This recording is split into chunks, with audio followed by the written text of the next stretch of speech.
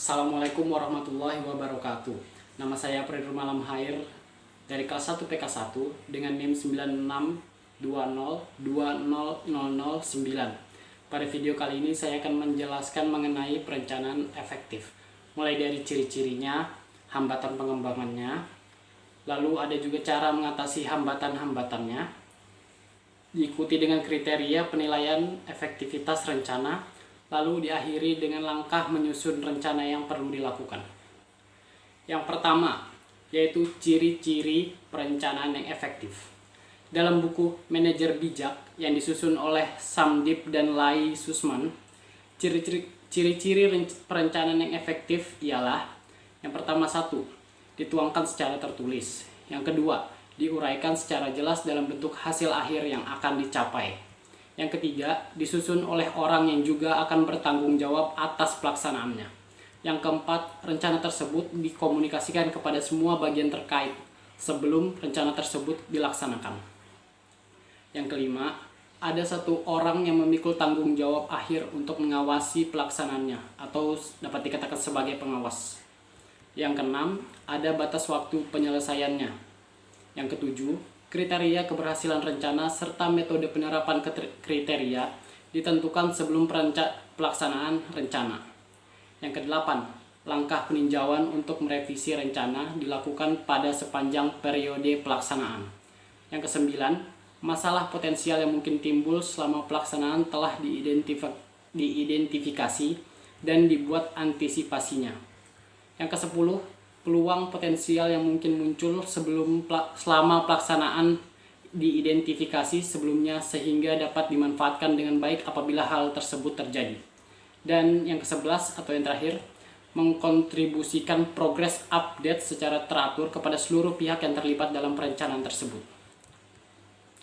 Sebagaimana dengan perencanaan-perencanaan yang lain, perencanaan efektif juga mempunyai hambatan-hambatan dalam pengembangannya. Hambatan dari perencanaan efektif yaitu ada dari dalam perencana dan ada juga dari luar perencana. Yang dari dalam perencana yaitu penolakan internal para perencana terhadap penetapan tujuan dan pembuatan rencana untuk mencapainya. Hambatan ini bersumber pada ketidaksediaan dan ketidakmampuan individu-individu perencana untuk melakukan kegiatan-kegiatan perencanaan. Hambatan dari dalam perencana ini diantaranya yaitu: 1. Manajernya tidak mampu menerapkan tujuan organisasi sesuai rencana strategis yang sudah ditetapkan sebelumnya. Yang kedua, kurangnya pengetahuan tentang organisasi oleh manajer itu sendiri. Yang ketiga, kurangnya pengetahuan tentang lingkungan sekitar dari manajer. Yang keempat, ketidakmampuan manajer melakukan peramalan secara efektif. Rencana yang dibuat tidak hanya berdasarkan pengalaman masa lalu, tetapi juga kemungkinan kondisi-kondisi di masa yang akan datang. Oleh karena itu dinamakan peramalan secara efektif. Yang kelima, biaya. Perencanaan memerlukan banyak biaya keuangan, fisik, dan manusia. Jadi biaya sangat diperlukan.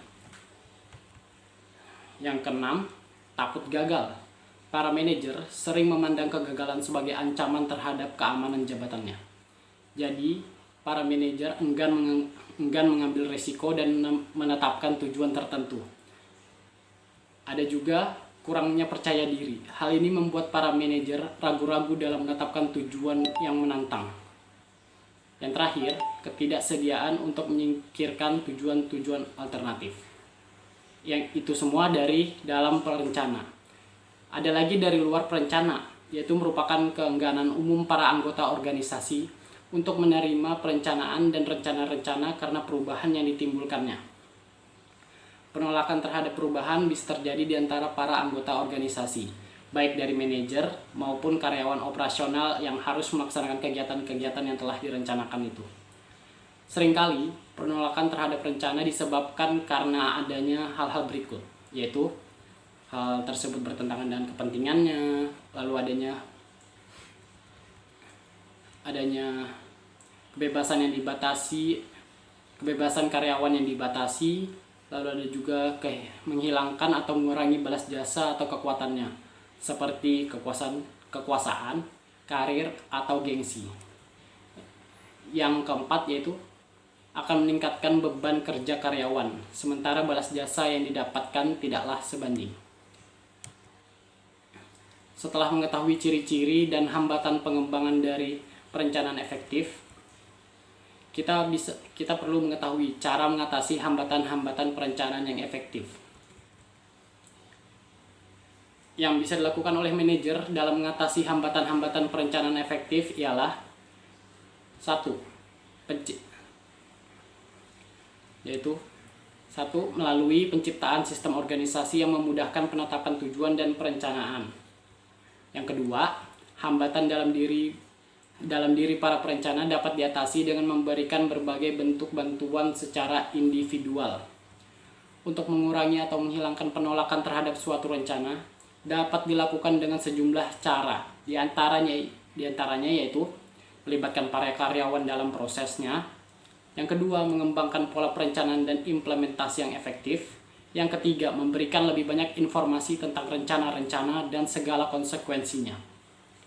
Yang keempat, bersikap hati-hati terhadap dampak perubahan yang diusulkan para anggota organisasi. Yang kelima, meminimalkan gangguan-gangguan yang tidak perlu. Setelah mengetahui cara mengatasi hambatannya, kita perlu mengetahui kriteria apa saja yang dinilai dalam penilaian efektivitas rencana, yaitu ada kegunaan, agar berguna bagi manajemen dalam fungsi-fungsi yang lainnya. Suatu rencana harus fleksibel, stabil, berkesinambungan, dan sederhana. Lalu ada juga ketetapan dan objektivitas. Rencana-rencana harus dievaluasi untuk mengetahui apakah jelas, ringkas, nyata, dan akurat. Berbagai keputusan dan kegiatan manajemen hanya akan efektif jika didasarkan atas informasi yang tepat dan didasarkan pada pemikiran realistik dan fakta-fakta yang sebenarnya tentang persyaratan yang dibutuhkan untuk mencapai sasaran dibandingkan sasaran pribadi pembuat rencana. Lalu ada juga ruang lingkupnya. Perencanaan perlu memperhatikan prinsip-prinsip kelengkapan, kepaduan, dan konsistensi, serta efektivitas biaya, menyangkut waktu, usaha, dan aliran dana yang akan digunakan. Yang selanjutnya ada akuntabilitas. Ada dua aspek akuntabilitas perencanaan, yaitu tanggung jawab atas pelaksanaan perencanaan dan tanggung jawab atas implementasi rencana.